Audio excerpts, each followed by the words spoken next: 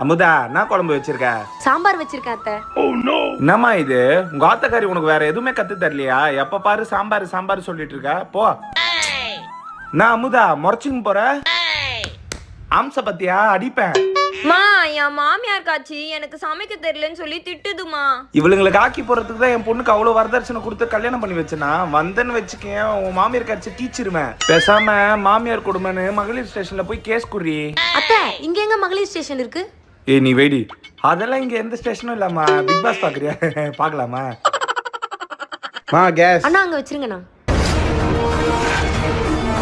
அமுதா, கை தெரியுது பாரு. ஷால கை மொன வரைக்கும் போடுன்னு உன்னை எத்தனை வாட்டி சொல்றது? அந்த பையன் பார்த்தா என்ன நினைப்பான்? உன்னை லூசுன்னு நினைப்பான். அத்தை, நீங்களும் தானே ஆம்ஸ் தெரியுற மாதிரி நைட்டி போட்டிருக்கீங்க. இந்த வயசுல நான் எப்படி போட்டேன்னு என்னை யாரு பார்க்க போறா? பாப்பியாடா பாப்பியாடா பாப்பியாடா. பார்க்க மாட்டேன். ஒழுங்கா இருந்துக்க.